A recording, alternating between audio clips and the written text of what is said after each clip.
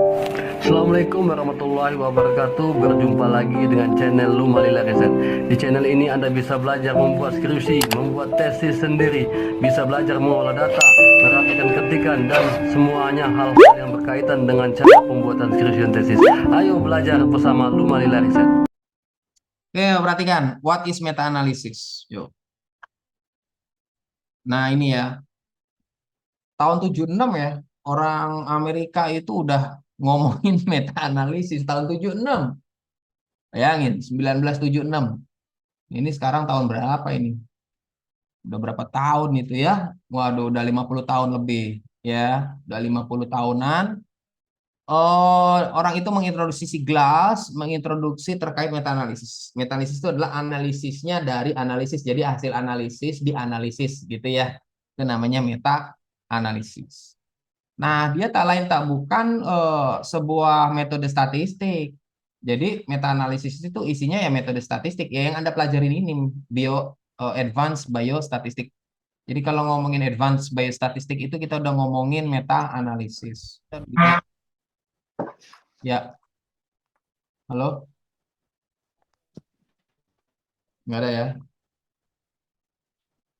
Nggak perhatikan ya.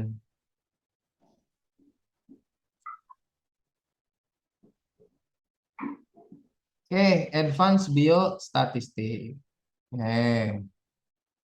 Nah, dia berupa data statistik, gitu ya, sehingga apa namanya, dia akan mensummary, merangkum, ya, dia akan merangkum hasil temuan-temuan sejumlah penelitian, ya tentu yang memiliki kesamaan. Gitu ya, penelitian yang memiliki kesamaan topik, kesamaan cara, gitu ya, tapi mungkin respondennya berbeda, gitu ya, karakteristik waktunya berbeda dan lain sebagainya, tapi topiknya sama, yang mau diukur sama.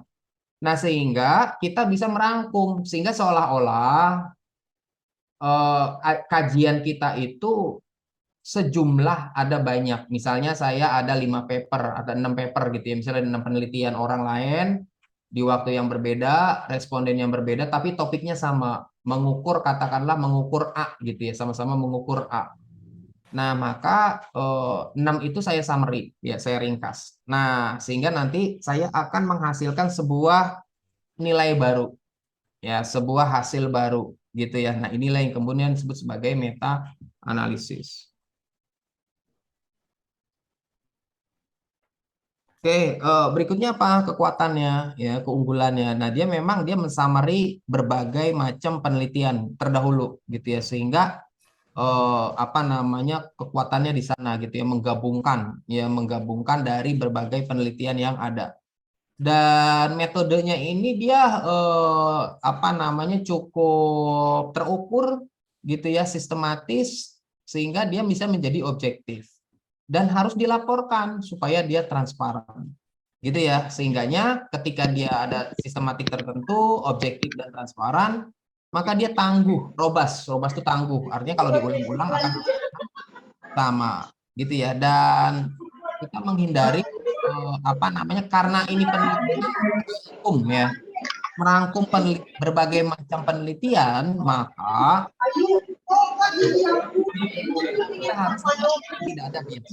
Ya, kita harus memastikan tidak ada bias. Ini ada yang bocor. Makanya nggak kedengaran, Pak. Sekarang gimana? Ada yang bocor. Biarnya masuk. Ada yang bocor tuh, Sofiati. Iya, Siapa tuh? masuk baru masuk itu, Pak. Sofiati. Adminnya coba siapa? Hostnya. Hostnya yang bocor di mute aja nggak apa-apa ya. Sekarang gimana? Dengeran? Ya, Jelas, kedengaran, Pak. Pak. Ya kita lanjutin ya. Oke. Oke, nah biasanya kalau kita melakukan meta-analisis itu memang selalu dikawinkan dengan SLR, Systematic Literature Review, gitu ya. Contoh nih. Coba buka ya. Bentar. Saya buka browser sebentar. Browser saya kelihatan? Terlihat, Pak. Oke, saya coba akses PubMed ya. PubMed. Nah, ini yang paling atas, PubMed. Oke, saya ketik di sini misalnya meta analisis. Gitu ya. Nah, ini ya contoh-contoh paper yang meta analisis dan memang kadang dikaitkan dengan systematic review ya, systematic review gitu ya, selalu dikaitkan dengan systematic review gitu ya. Selalu dikaitkan dengan systematic review gitu ya. Jadi sejumlah paper memang selalu dikaitkan antara meta analisis dengan systematic review and network meta analysis. Nah, seperti itu ya. Jadi sering dikaitkan. Nah, balik lagi ke sini. Nah, oleh karena itu ketika kita mengkondak meta analisis, maka sebenarnya meta analisis itu merupakan kelanjutan ya. Kelanjutan dari kita melakukan SLR. Jadi SLR itu dalam rangka memilah paper-paper yang akan kita meta analisis gitu ya. Nah, jadi meta analisis itu SLR itu sendiri sebuah upaya ya, sebuah upaya untuk mengumpulkan relevan evidence. Evidence itu paper-paper penelitian orang ya, kita kumpulkan yang pengumpulannya ini dengan metode tertentu, cara tertentu gitu ya, sehingga dalam rangka menjawab sebuah masalah penelitian tertentu atau topik penelitian tertentu. Nah, SLR ini mesti sistematik metodenya sehingga dalam rangka tadi mengurangin bias, ya mengurangin bias. Oke. Nah, oleh karena itu di dalam SLR mesti jelas di state ya, disebutkan apa namanya objektifnya, tujuannya apa. Terus juga mesti diceritain bagaimana kita melakukan pencarian datanya. Wajib itu. Wajib diceritain supaya apa? Supaya orang lain kemudian bisa menguji apakah data yang kita dapatkan untuk melakukan meta analisis ini udah sesuai apa enggak gitu ya. Sehingga systematic search ya, proses pencarian datanya itu mesti dilaporkan ya, mesti dilaporkan. Berikutnya kita juga mesti melakukan upaya penilaian terhadap paper-paper yang akan kita include-kan di dalam meta analisis. Jangan sampai ada paper yang harusnya include kita nggak include-kan, atau harusnya kita nggak include-kan kita include-kan. Jangan sampai. Oleh karena itu perlu ada assessment, penilaian, gitu ya. Perlu ada penilaian. Oke. Nah, apa hubungannya antara SLR dengan MA? Tadi SLR ini memprovide, menyediakan paper-paper yang akan kita meta analisiskan, gitu ya. Sehingga paper yang akan kita meta analiskan itu bukan hasil tebang pilih, bukan. Jadi nggak boleh ada tebang pilih ya di dalam meta analisis, nggak boleh. Jadi kita pilih nih, yang ini aja nggak boleh. Dia pemilihannya udah hasil SLR. Jadi hasil SLR, di mana tadi tahapannya harus ada systematic search, gitu ya, harus ada assessment, gitu ya, dan seterusnya. Sehingga harapannya paper yang akan lolos di dalam tahapan SLR untuk kemudian di meta analisiskan itu memang sudah seharusnya demikian, gitu ya. Nah, di dalam meta analisis nanti karena dia bagian dari SLR, nanti harus ada studi rasional, rasionalisasi dari penelitian kita. Tujuannya apa, masalah yang ingin diangkat apa, gitu ya, motivasinya apa, kenapa kita melakukan itu namanya studi rasional, gitu ya. Kemudian studi eligibility kriteria, jadi kita mesti membuat kriteria yang mengatur ya, yang akan memilih paper mana ya, penelitian mana yang eligible itu berhak gitu ya, layak lolos untuk kita lakukan meta analisis. Berikutnya juga kita mesti melakukan search strategi sedemikian rupa agar proses pencariannya ini benar-benar exhaustif, karena meta analisis ini adalah kuantitatif ya. Meta analisis ini adalah pendekatan kuantitatif. Sehingganya salah satu parameter kesuksesan metode kuantitatif di dalam review ini adalah pencarian datanya itu harus exhaustif. Exhaustif itu luar biasa, gitu ya. Pencariannya itu harus banyak, harus mendalam, harus luas gitu ya, semuanya harus, jangan sampai ada yang tertinggal gitu ya, jangan sampai ada yang tertinggal. Itulah yang kenapa search strategy mesti dilaporkan supaya orang tahu bahwa yang kita cari itu udah exhaustive ya, udah menyeluruh, udah mendalam, udah luas, sehingga dipastikan tidak ada yang tertinggal gitu ya. Nah, oke, berikutnya. Nah, Prisma, bagaimana Prisma protokol? Nah, ini juga penting. Ya, ini juga penting Prisma protokol ya. Prisma protokol nanti karena ini kita bidang kesehatan, maka apa namanya? Ada protokol. Protokol itu aturan ya, aturan main. Protokol itu aturan main. Ada aturan main yang mengatur bagaimana kita melakukan meta analisis. Nah, ada sekelompok peneliti yang kemudian memformulasikan panduan peraturan tadi itu yang disebut sebagai Prisma protokol. Ya, Prisma protokol. Nah, Prisma itu singkatan ya. Jadi Preferred Reporting Items for Systematic Review and Meta Analysis. Jadi, kalau Anda melakukan meta analisis, wajib mengikuti Prisma protokol ini. Kenapa? Karena Prisma protokol ini adalah sebuah protokol, sebuah seperangkat peraturan yang dibuat khusus untuk melakukan meta-analisis, systematic review dan meta-analisis untuk bidang kesehatan dan medis. Ya, kalau Anda misalnya bidangnya politik, bidangnya komputer, bidangnya ekonomi, bidangnya pendidikan, bidangnya komunikasi, bidangnya hukum dan lain sebagainya, nggak apa-apa, nggak pakai Prisma protokol, boleh gitu ya, nggak pakai. Tapi karena Anda ini sekolahnya adalah bidang kesehatan gitu ya, ilmu kesehatan masyarakat, yang mana itu adalah bagian daripada ilmu kesehatan secara umum, maka ketika kita melakukan meta analisis wajib hukumnya ya, wajib hukumnya mengikuti Prisma protokol ini. Apaan sih itu Prisma protokol? Kan begitu, ya kan? Bagaimana mengikutinya? Kan begitu pertanyaannya. Nah, oleh karena itu Prisma protokol itu artinya begini, Bapak Ibu sekalian, begitu kata si Prisma, bukan Risma ya, Prisma. Kata si Prisma, Bapak Ibu sekalian, kalau Anda melakukan systematic review dan meta analisis, gitu ya, nanti di papernya tolong dong tampilin konten berikut ini gitu.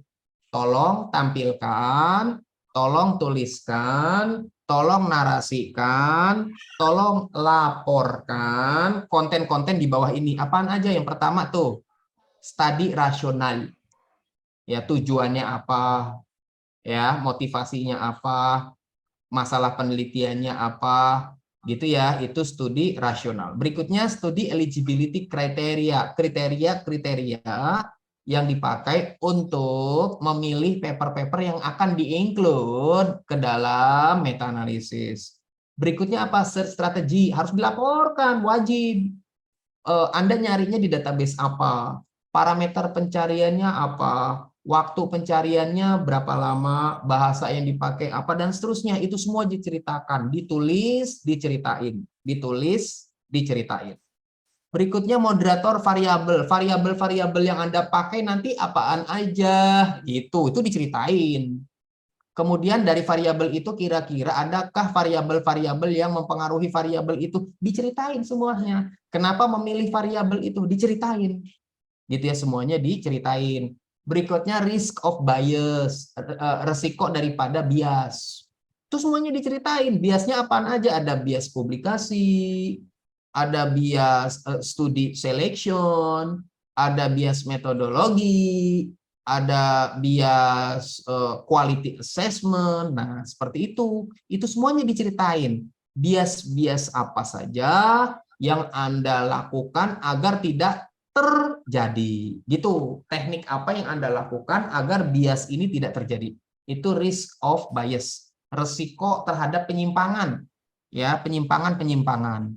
Misalnya publication bias, supaya tidak terjadi publication bias, saya melakukan pencarian misalnya di dua database, misalnya yaitu Scopus dan PubMed. Kenapa? Karena Scopus ini adalah database yang paling banyak, sementara PubMed database yang paling banyak dipakai untuk bidang kesehatan. Seperti itu.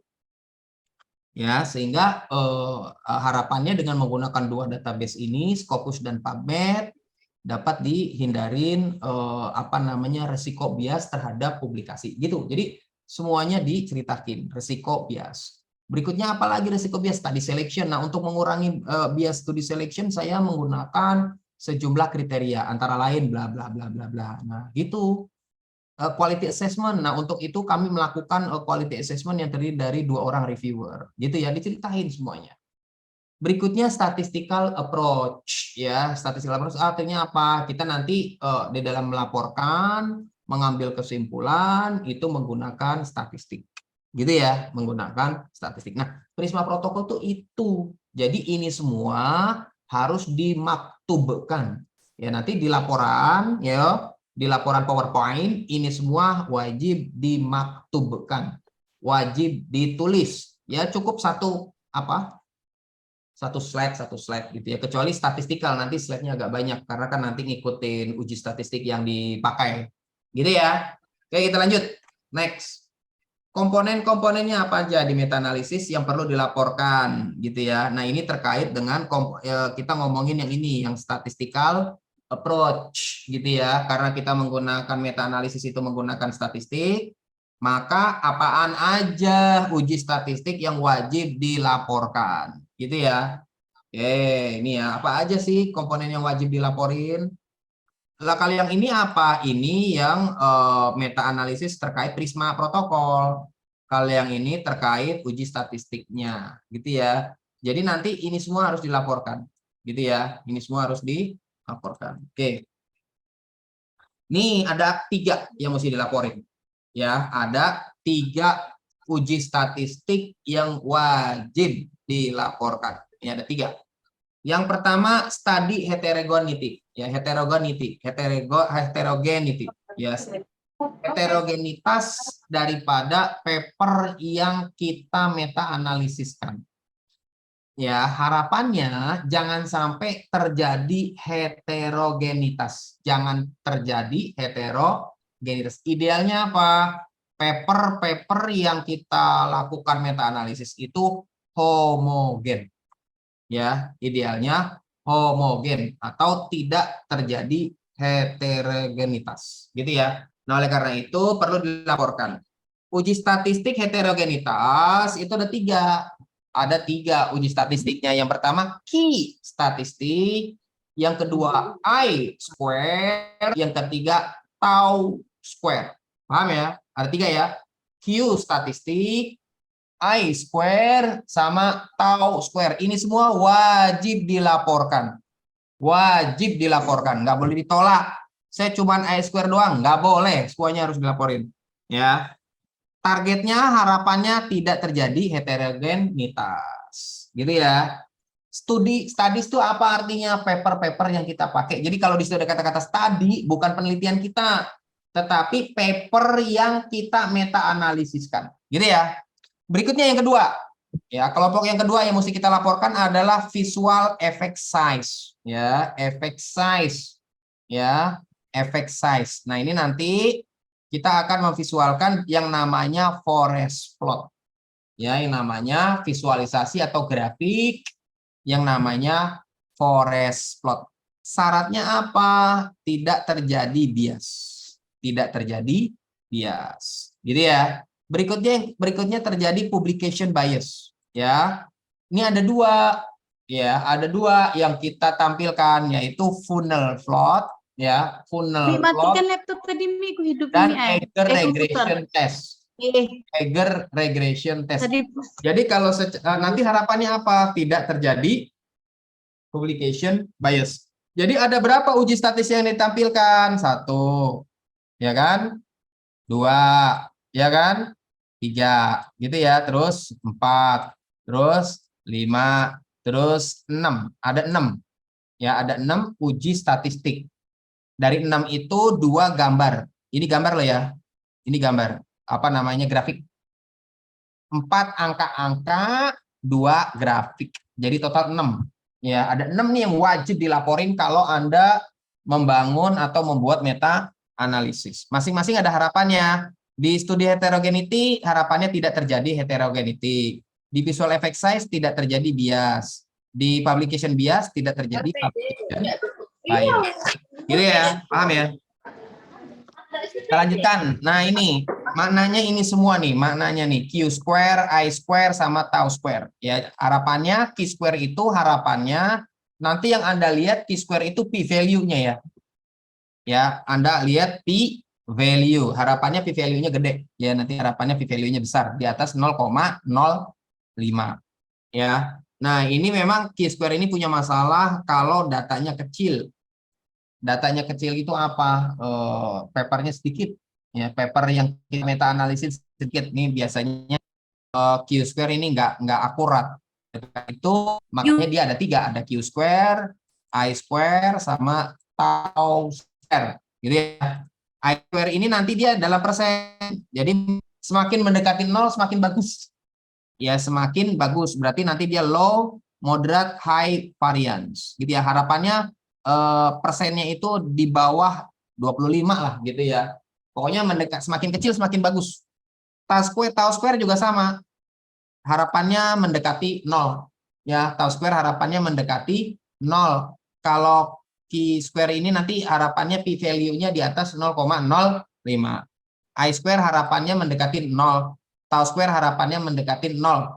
Jadi kalau Q square P value-nya di atas 0,05, I square-nya mendekati 0, tau square-nya mendekati 0, maka kesimpulannya no heterogeneity. Terus kalau terjadi heterogeneity gimana? Ini gagal ya, salah satu nggak apa-apa. Yang penting salah satu memenuhi syarat. Tiga-tiganya memenuhi syarat gimana ya? Bagus, gitu ya. Berikutnya visual effect size tadi ya, forest plot. Nah, jadi memvisualisasikan rangkuman efek size yang sedang kita uji. Misalnya, saya pengen tahu meta analisis korelasi antara A dengan B. Nah, forest plot itu akan mensummary, ya, akan menggabungkan korelasi A dan B dari berbagai paper yang kita meta analisiskan, gitu ya. Berikutnya publication bias, tadi ada funnel plot sama ada Eiger regression test. Gitu nanti kita coba. Ya, nah ini contoh-contoh papernya ya, ada begitu banyak. Ya, ada begitu banyak. Ini terakhir saya cari tahun 2021 atau 2020 ya, ini paper-paper baru ada banyak. Ya, tuh judul-judulnya ada banyak. Nah, perhatikan nih, saya punya contoh kasus. Nih ya, ini sampai hari ini belum dibikin juga nih papernya. Ini contoh kasus apa namanya? Saya pengen menguji ya, pengen melakukan meta analisis asosiasi antara hubungan antara literasi kesehatan dengan perilaku pencarian kesehatan ya di antara orang dewasa, adults gitu ya. Saya pengen tahu hubungan antara literasi kesehatan dengan perilaku pencarian informasi pada orang dewasa. Gitu ya. Saya pengen nyari hubungannya gimana, berarti yang saya inspek adalah korelasi ya. Yang saya inspek adalah korelasi. Berarti saya harus mencari paper-paper yang menguji hubungan antara health literacy dengan information seeking behavior. Ya, nanti saya kumpulin tuh paper-papernya. Dan dia harus melaporkan korelasi. Dia harus melaporkan korelasi dan orang dewasa. Respondennya. Ya, kalau misalnya ada respondennya yang masih anak-anak, ya saya exclude, harus orang dewasa. Orang dewasa ya umurnya 20 ke atas lah ya.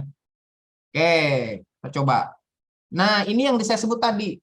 Search strateginya saya laporkan. Database-nya saya ambil 2, Science Direct sama PubMed. Science Direct sama PubMed. Kok Scopus enggak? Karena kita nggak ngelanggan.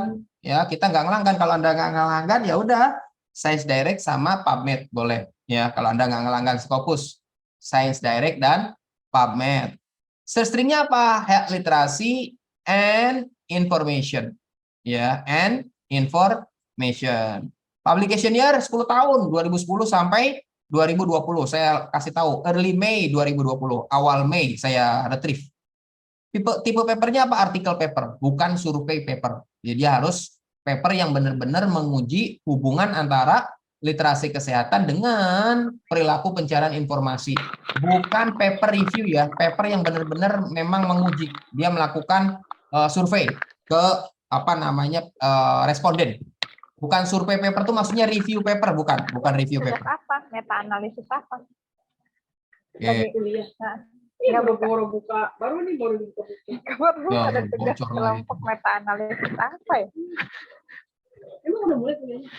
Dari jam 3 kali. Bocor. Ibu Fitri Amalia, Itu bocor suaranya. adminnya coba di mute. Lupa ini orang-orang. Ya. Lupa ya, kalau Zoom-Zooman itu kita cek, kita mute nggak gitu ya. Oke ya, berikutnya tadi yang mesti dilaporkan kan tadi eligibility kriteria ya, inklusi eksklusi ini yang kita laporin. Inklusinya, study desainnya harus cross seksional. Jadi kalau bukan cross seksional saya nggak ikutkan gitu ya. Variabelnya yang harus terlibat apa?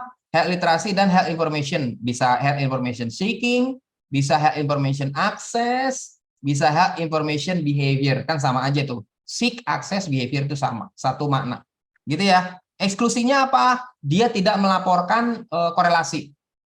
Ya karena uji hubungan kadang orang nggak ngelaporin korelasi, judulnya hubungan, ngelaporinya misalnya odd ratio, kan bisa odd ratio atau chi-square, ya kan bisa. Nah oleh karena itu harus melaporkan korelasi. Nah ini kita laporkan. Kayak berikutnya. Nah ini yang disebut sebagai Prisma Flow Diagram. Ya Prisma Flow Diagram. Saya ambil identification, tahapan identification, saya ambil PubMed ada 143 paper. Yang ini dicemplunginnya ya, parameter pencariannya di PubMed ya. Coba sekarang kita cari di PubMed ya, beneran nggak dapatnya segitu ya, sebentar. Itu kan tadi 2000 berapa? 2020 ya. Kita cari di PubMed ya, yuk perhatikan. Tadi apa parameter pencariannya di PubMed? Title-nya health literacy, title ya, information title ya, perhatikan nih, saya di PubMed, yo perhatikan nih. Di sini jangan all field, saya pilih title nih. Title. Apa tadi titlenya? Health literacy. Karena dia apa itu? Dua kata maka diapit dengan kutip ya, health literacy. Health literacy, klik N. Dan ini temennya N ya, harus N tadi kan, lihat. And dengan and information only ya, title ya. Lihat di sini and tambahin di sini title ya, tetap title ya, information. Jadi ya lihat. Nah lihat pencariannya kayak gini. Health literacy title and information title. Health literacy title and information title di PubMed. Nanti saya coba nyari juga di ScienceDirect yo.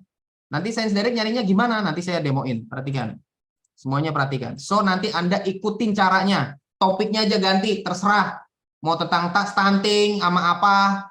Misalnya stunting dengan kekurangan gizi. Misalnya merokok dengan penyakit paru-paru. I don't know. You try. 2 variabel aja ya. Terkait 2 variabel. Hubungan 2 variabel. Saya kan 2 variabel ini. Health literacy dan health information seeking behavior. Ya. Kok nggak ada seeking behavior-nya? Karena dia termaktub di sini. Sudah termaktub. Oke ya. Sudah 2 dapat ya. Kita klik search. Cerut. Nah. Dapat berapa biji? Ada 245. Waktu itu tahun 2020, Mei 2020, saya waktu itu nyarinya Mei 2020 ya. Ada berapa biji? 143 naik ya. Naik ya. Naik sekitar 100, wow lumayan ya, padahal cuma 2 tahun tuh udah naik 100 paper, luar biasa. Lihat, health literacy, health literacy, information seeking behavior, dapat semua. Health literacy, health information technology adaptation, health literacy, health information. Nah nanti kalau yang ini nggak boleh nih, jangan di-include nih. Kenapa? Dia systematic review kan? Jangan di-include nih yang ini nih. Tadi kan saya bilang, bukan survei paper, survei paper tuh maksudnya paper review ya, bukan paper review ya, saya ganti tuh, surveinya ganti review, bukan ya. Jadi yang ini nanti nggak diikut nih, yang ini nggak diikut nih, gitu ya. Nah ini ikut, ya kan? Ini ikut tuh, lihat judulnya, mantap ya. Ini paper ini 2022, waktu saya bikin dia belum nongol, gitu ya. Dan seterusnya, ya. Oke, lanjut. Itu tadi PubMed, sekarang di siapa itu namanya? Di Science Direct ya, cara nyarinya. ScienceDirect.com. ScienceDirect.com. Nah, waduh, harus login ya. ScienceDirect.com. Nah, ketik ScienceDirect.com. Aduh, Don't Proxy Design. Oke. Nah, ini Science Direct tampilannya. Cara nyarinya gimana? Cara nyarinya jangan langsung di sini. Ya, brutal itu namanya. Kita klik Advanced Search. Kayak tadi di PubMed juga kan kita ngetiknya di Advanced Search ya. Kita ngetiknya di Advanced Search. Selalu di Advanced ya. Advanced. Klik Advanced. Mana tadi? Show field, all field. Nah, di title tadi kan. Help. Literasi. Kalau dia langsung aja di sini. And gitu. N-nya udah gede ya. And information. Gitu. Nggak usah ada title-titlenya. Kan ini udah title nih. Ini udah title. Tuh. Gitu ya. Health literasi and information. Gitu ya. Health literasinya karena 2 kata. Jangan lupa diapit tanda kutip. Dah kayak gitu. Search. Cerut. Ada berapa? 55. Waktu itu ada berapa saya nyari? Ada 32. Lumayan. Gitu ya. 250-an tambah 55 udah jadi ada 300 paper tuh. Lumayan. Sementara saya papernya tadi total cuma berapa? 165. Remove. Kan ada duplikat nih. Sangat mungkin ada di PubMed, ada di Science Direct. Jadi yang sama-sama di remove. Ternyata ada 23. Sehingga total papernya sekarang cuma 152. Maka dari 152 ini 108 yang saya buang karena tidak memenuhi kriteria. Kriteria yang mana? Kriteria yang mana? Kriteria yang ini. Nih. Gitu ya. Kriteria itu. Dibuang 108 tinggal 44. Dari 44 saya download karena tidak mengelapirkan korelasi. Ini kan wajib korelasi gitu ya. Enggak korelasi 40 sehingga total cuman ada 4 ya. Cuman ada 4 gitu ya. Nah, kemudian paper yang 4 tadi itu kita download. Ya, kita download. Ya. Yang ini yang kita download ini masih judul dan abstrak loh ya. Yang kita download ini judul dan abstrak, judul dan abstrak. Nah, kita mulai download papernya itu yang ini, 44 paper ini yang kita download PDF-nya. Jadi 143 dan 32 ini bukan full text-nya, cuman judul dan abstrak. Mulai kita lakukan total ini di sini ketika tahapan eligibility gitu ya, ketika tahapan eligibility gitu ya. Baru kita baca keseluruhan paper. Kalau dia tidak melaporkan korelasi, tendang. Ternyata ada 40 sehingga cuma 4 paper. Nah, dari 4 itu kita ekstrak siapa pengarangnya, tahun publikasinya tahun berapa, jumlah sampelnya berapa pada paper tersebut, korelasinya gimana, desain penelitiannya gimana, cara nguji HL-nya gimana, cara ngukur health information seeking behavior-nya gimana, rata-rata umurnya gimana. Itu yang kita ekstrak. Yuk kita ekstrak satu persatu. Perhatikan. Paper pertama, ini judulnya. Perhatikan. Ini judulnya, paper pertama. Nah, ini judulnya. Association of Health Literacy with Health Information Seeking Preference. Ya, itu sama lah. Health Seeking Information Seeking Behavior, Seeking Preference sama ya maknanya. In older people.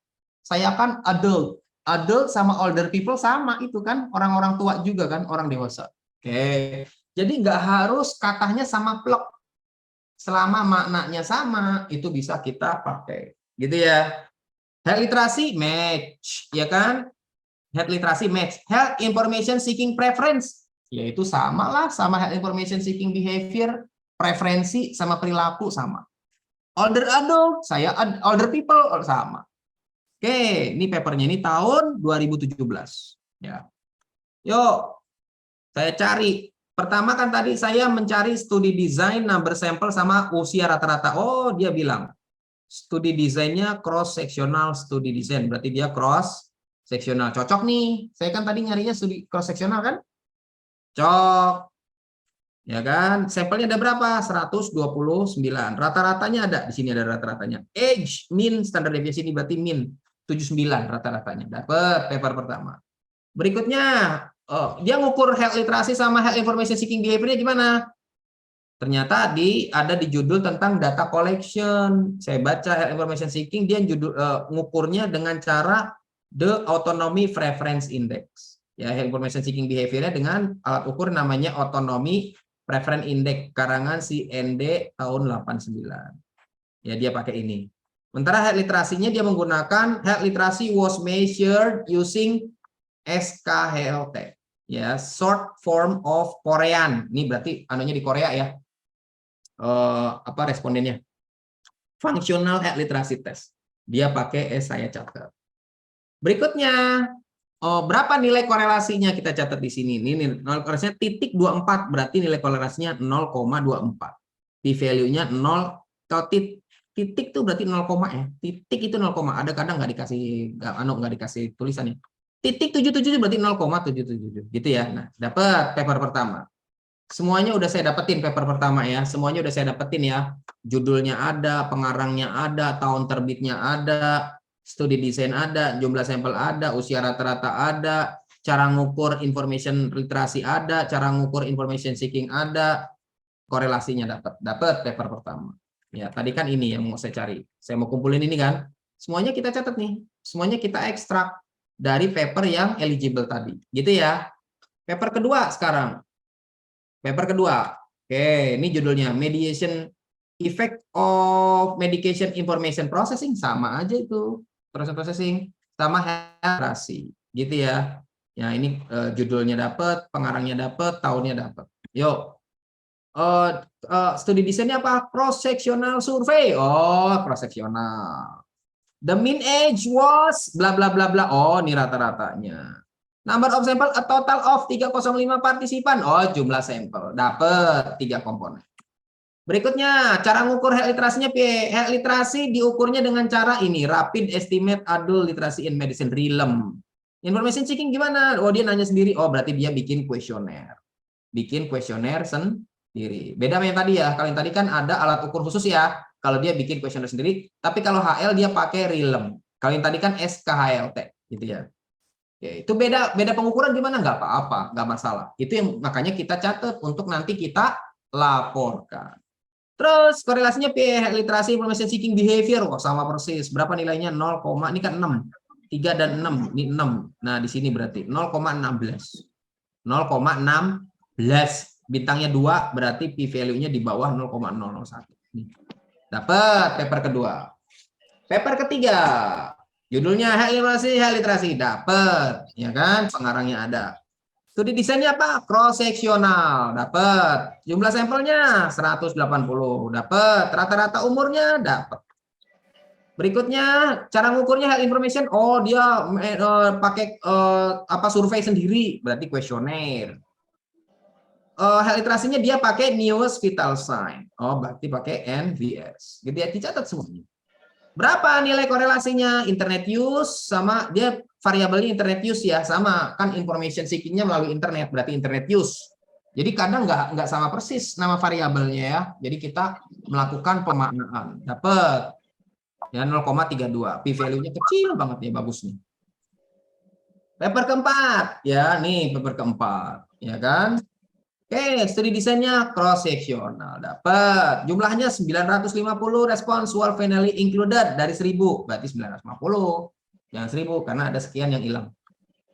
Rata-rata umurnya, oh dia nggak ngasih tahu. Oh, average rate-nya ini nih.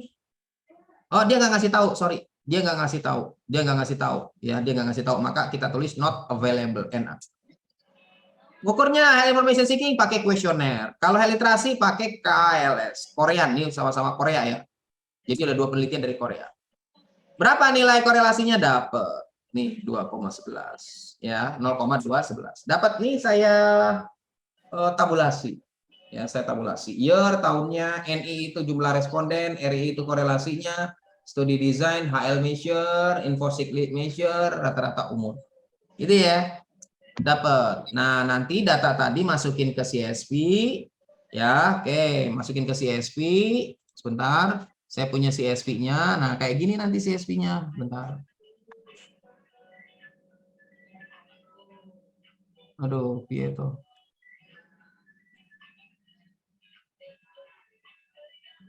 Nah, kayak gini CSV-nya saya catat ya. Sebentar. Meta.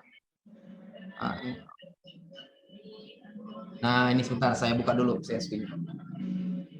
Nah, ini dia. Udah kelihatan? Nah, ini dicatat meta-analisisnya, autornya, year-nya, NI, RI, studi design, HL measure, dicatat. Ya, catat di Excel. Catat apa adanya. Gitu ya. Saya dapat 5 ya. Terakhir saya dapat 5 si Taylor ya, sehingga totalnya ada 5 gitu ya. Nah, setelah itu saya buka Jamovi. Perhatikan nih saya buka Jamovi ini. Ini nanti habis ini sesuatu yang menarik nih, perhatikan. Saya buka Jamovi. Ya, gimana cara ngolahnya? Pakai Jamovi. Nah, pakai Jamovi. Tunggu sebentar, Jamovi-nya lagi buka. Jamovi kalau bisa install ya. Nanti hasil Jamovi-nya ditampilin tuh di PowerPoint-nya. Langkah-langkahnya, hasilnya, interpretasinya.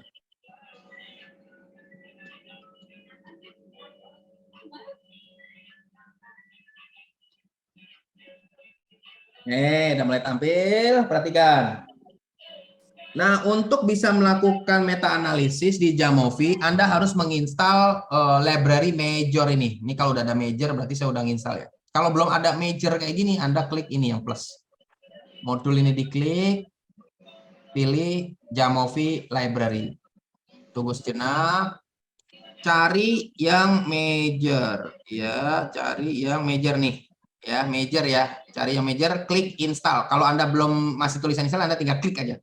Kalau saya ini udah keinstall, ini ada tulisan update, berarti dia bisa diupdate. Saya update dulu ya. Nah, saya update dulu biar dia nanti library-nya yang terbaru. Saya belum tahu nih library yang terbaru. Mudah-mudahan tambah bagus. Yuk, perhatikan. Anda install dulu ya. Nanti ini tergantung kecepatan internetnya. Nah, ini lagi install. Karena saya udah pernah install sebelumnya dan ternyata si Jamovi ada perbaruan, maka tombolnya berubah jadi update. Nah, ini lagi ngupdate saya ya. Nanti Anda install dulu ya. Library major meta analysis for Jamovi.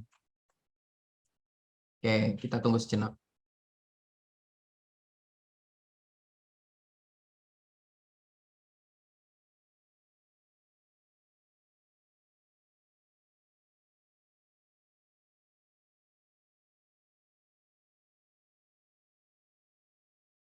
Ya, bentar lagi selesai.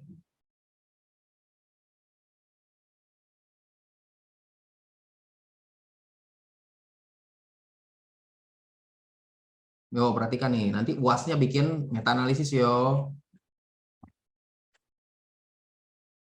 Sumber datanya dari Science Direct sama PubMed aja ya. Samain Science Direct dan PubMed. Samain aja.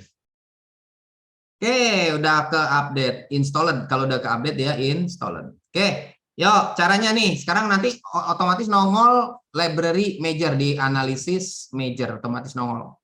Oke, kita open dulu datanya. File, open, kemudian disk PC. Pilih disk PC, kan tadi ada di komputer saya ya. Ini browse. Ya, klik browse. Di mana datanya tadi? Di sini nih, HL Metalis Infosec ini. Open. Lagi opening. Nah, ini dia datanya. Author, year, NI, RI. Nah, NI ini kan nomor sampel. Ini harusnya tipenya bukannya nominal ya, tipenya harusnya gambarnya penggaris. Cara gantinya gimana? Double klik di sini. Ganti, jangan nominal, tapi continuous. Lihat, udah penggaris. Dah, yang lainnya udah bener. Ya. Dah, tahun walaupun angka nggak masalah. Karena kita nggak akan proses.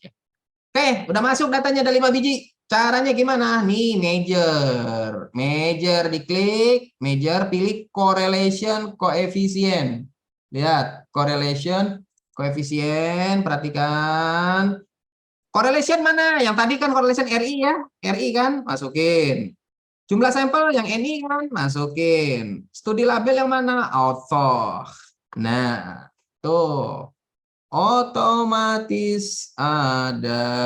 Tuh, berarti kan otomatis ada. Tadi kan apa? Tau square 0. Oke, I square 0%. Cakep. Q-nya P value-nya lihat di atas 0,05. Cakep. Semuanya oke nih.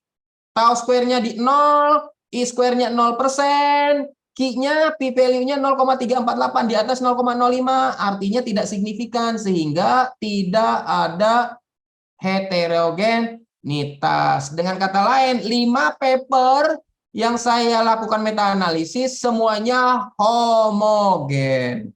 Cakep, kabar gembira pertama.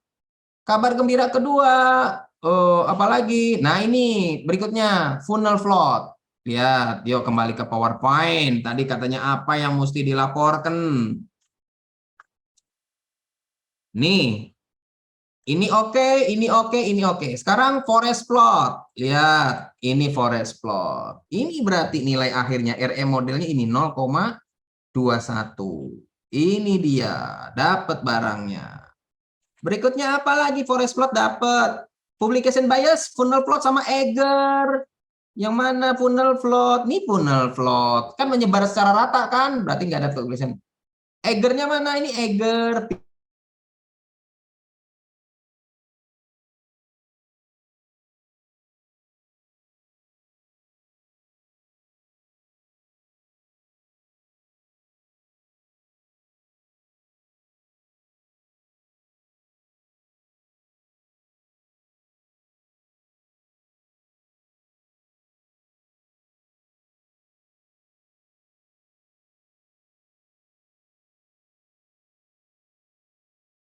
Atau tau square gitu ya. IG. Nah, oke, Q-nya di sini P value,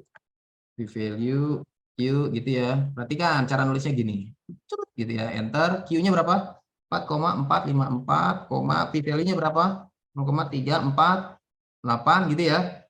Koma I square-nya berapa? 0% yo. Koma tau square-nya piro? 0 ya. Nah, perhatikan. Bisa ya bikin kayak gini ya. Q 0,4, P value 0,38, I square, I gede, square-nya tanda gini ya. Shift 6 di keyboard, Shift 6. Tau square, taunya T-nya gede. Nah, samain. Tau square-nya 0. Oke, perhatikan.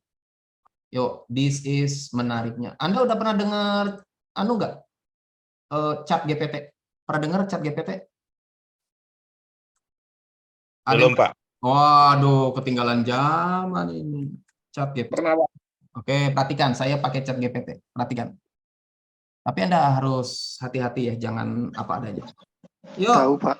Oke, ini perhatikan. Chat GPT Anda login dulu ya, login gratis. Ini sekarang nih masih gratis. Nih ya. Perhatikan nih. Saya minta penjelasan kepada chat GPT dari hasil meta-analisis saya. Perhatikan.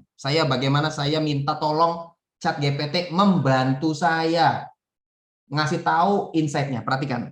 Berikan penjelasan gitu ya terkait hasil meta-analisis dari tabel berikut ini. Kalau mau ke bawah shift ya, tekan shift enter. Jangan enter, kalau enter nanti dia langsung eksekusi. Shift enter. Shift terus enter. Masukin yang tadi itu yang udah saya buat. Nah, gitu ya. Dah, berikan penjelasan terkait hasil meta-analisis pada uji heterogenitas. Ya, tuh kayak gitu tuh. Pokoknya kalau kita ngasih infonya lengkap, dia nanti bisa jelasin dengan baik. Perhatikan nih, ini mesin loh. Chat GPT itu mesin, bukan manusia, bukan profesor, mesin. Enter yo, sampai sini enter. Cerot. Perhatikan, dia lagi mikir dia. Ini tergantung koneksi internet. Loh, mantap nggak tuh? Canggih nggak? Coba tuh, tonton.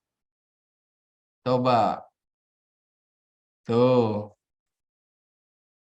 Canggih nggak? Coba lihat. Asik ya, nanti kita tinggal narasiin ya. Tinggal nyemplungin ke paper. Canggih nggak? Tuh. Ya kan? Tapi nanti Anda nggak boleh apa adanya. Anda narasiinnya sesuai kebutuhan ya. Masukin ke papernya sesuai kebutuhan. Jangan semuanya Anda cemplungin, yang ngaco kalau semuanya. Kan Anda nggak perlu jelasin ke orang, ki adalah bla bla bla, nggak perlu. Tuh, lihat, dia ngasih penjelasan. Can you imagine that? Canggih si Chat GPT ini untuk asal kita memprovide permintaan dengan lengkap konteks dan datanya. Loh, canggih toh? Canggih toh? Nanti abis ini saya kasih dia, saya kasih lihat lagi sesuatu yang lebih canggih lagi. Ini tergantung koneksi internet. Nih, canggih. Bayangin. So you don't have to me to explain. You can ask ChatGPT to explain the result. And you can summarize by yourself and put it to your paper. Oh, canggih kan? Canggih kan? Loh. Dari tabel berikut dapat diketahui bahwa loh, Anda ambilnya dari situ aja. Loh, canggih. Bahwa variasi dalam hasil studi dapat dijelaskan oleh faktor acak gitu kan, menunjukkan bahwa hasil studi cenderung konsisten. Konsisten itu berarti homogen ya, tidak terjadi heterogen. Nah, secara umum dari hasil tersebut dapat dikatakan bahwa perbedaan yang ada antara studi yang digabungkan tadi itu yang ada 5 paper ya.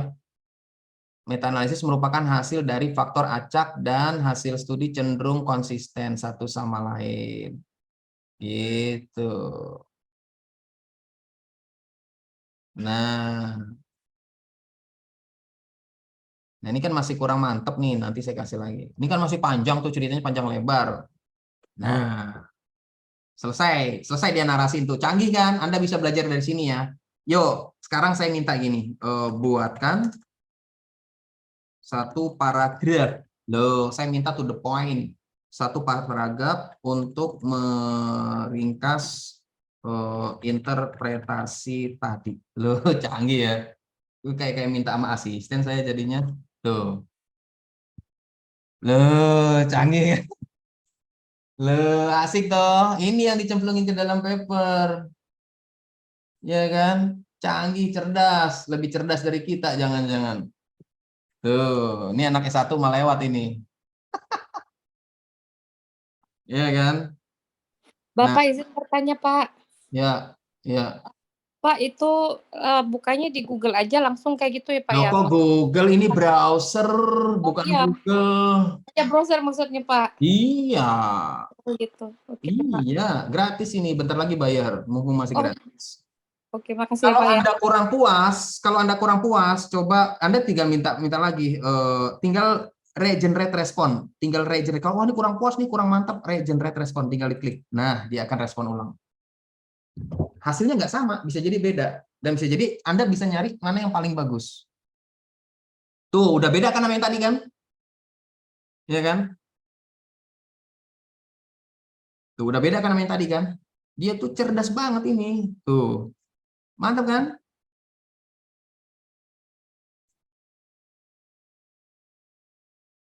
Tuh, lihat beda kan sama yang tadi kan? Canggih nggak tuh? Tuh, saya pertajam lagi. Kaitkan hasil tersebut dengan homogenitas studi yang ada. Gitu ya, perhatikan tuh, saya tambahin ya. Dengan homogenitas studi. Karena meta-analisis mensyaratkan adanya homogenitas dari studi yang digabungkan. Loh, perhatikan tuh, saya lebih tajam lagi. Enter. Tuh, nah sih dia. Iya kan? Tuh.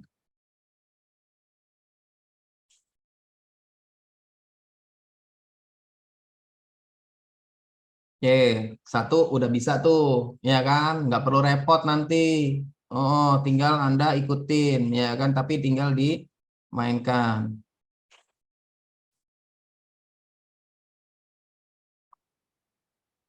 Tuh.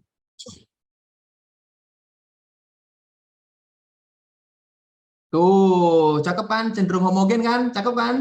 Ya. Mantap kan? Asik, dapat 2 paragraf, masuk ke paper. Tabelnya taruh, kata-kata deret taruhin paper. Mantap kan? Canggih. Syaratnya kitanya juga canggih. Kalau kitanya meong, dianya juga meong. Kalau kitanya canggih, dia juga canggih. Mantap ya. Tuh, asik dapat 2 paragraf saya buat dimasukin ke paper. Iya kan? Tuh, mantap ya. Itu yang pertama ya. Yuk perhatikan, berikutnya yang ini.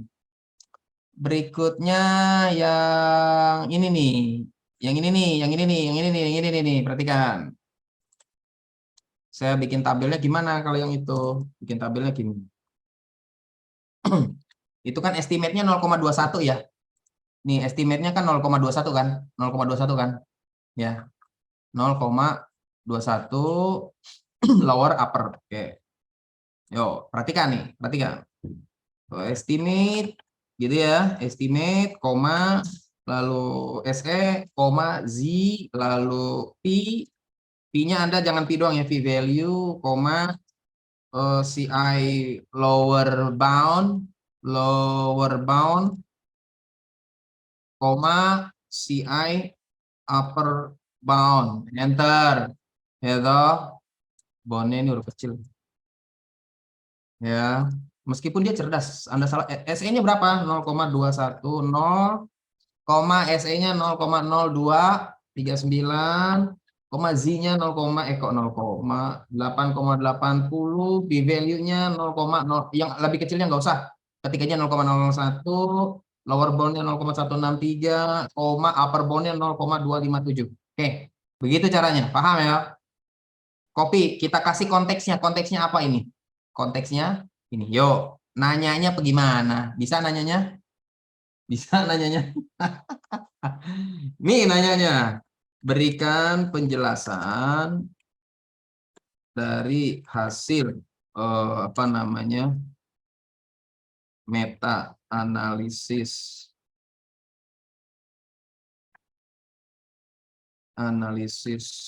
berikut ini ya dari uji random efek model dengan 5 studi.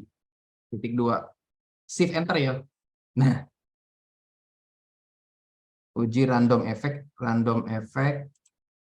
Nah, dari model dengan 5 kan tadi studinya kan 5 studi ya.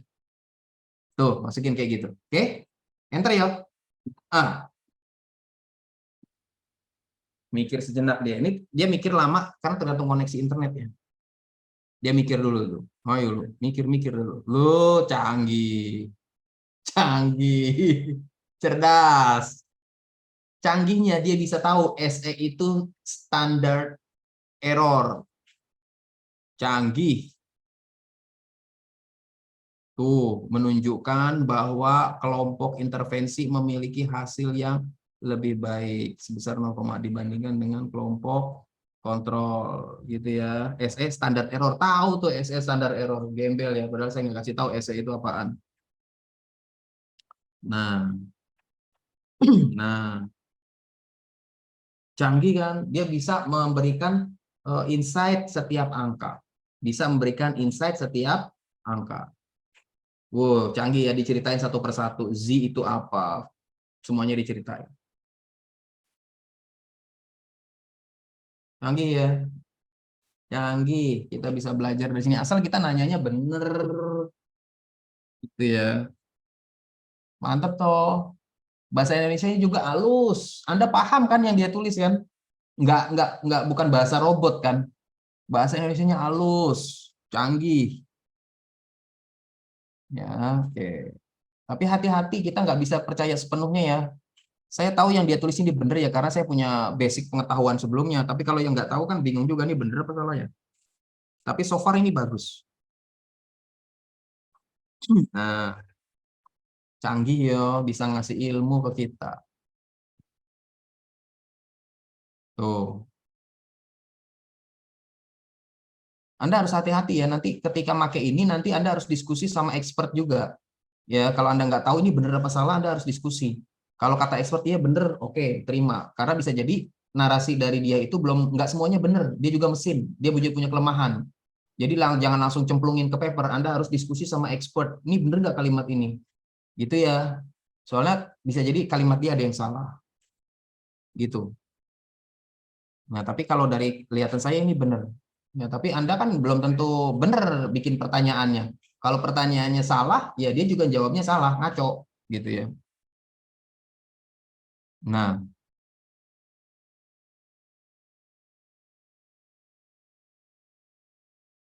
tuh canggih. Berapa paragraf itu? Gila, jadi satu paper. Tuh, dia summary ya. Secara umum menunjukkan kelompok intervensi memiliki hasil yang lebih baik. Padahal ini bukan kelompok intervensi ya, ini ada kekeliruan ininya ya. Kekeliruan pemaknaan dari dia. Nah, ini yang harus hati-hati saya bilang. Tuh. Nah, ini dia. Bagus ya. Buatkan summary-nya. Begitu doang tuh saya minta. Buatkan summary-nya. Ntar. Dan dia bisa buatin summary-nya. Tuh. Cerdas enggak? Coba kalau kita diminta buatin summary-nya, mikir dulu. Bentar ya, besok baru dikerjain. Gitu ya. Nah. Oke, berikutnya hasil yang lainnya. Terakhir, yang ini ya. Ini nih, Eiger regression ya. Eiger regression ya. Publication bias ya. Eiger regression ya. Perhatikan nih, saya yang bikin narasi ini. Eiger regression-nya, perhatikan. Eiger's regression, p value. Eiger regression-nya berapa? 0,391, p value-nya berapa? 0,696. Gitu ya. Eiger regressions 391. Nah, oke, saya copy. Ini ya, ini terkait publication bias assessment. Oke, publication bias assessment. Ingat-ingat loh ya, publication bias assessment. Udah kelar belum tadi di jelasin? Udah kelar ya? Oke, sip. Oke, berikan penjelasan ya dari hasil uji Eiger regression untuk menilai apakah terjadi publication bias atau tidak dari tabel ini. No. Lihat, meskipun saya ada tipe-tipe, tapi cerdas dia. Tuh, meskipun saya ada tipe, tapi dia cerdas. Asal ininya benar. Nah, ya kan? Tuh. Tuh, canggih kan? Tuh, dalam tabel itu aggregation dihitung dengan nilai sekian menunjukkan tidak terdapat hubungan yang signifikan. Tuh.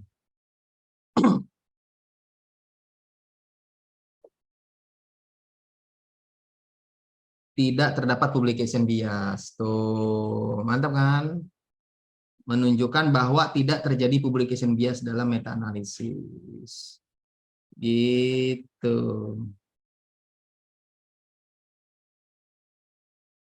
Tuh. Mantap kan?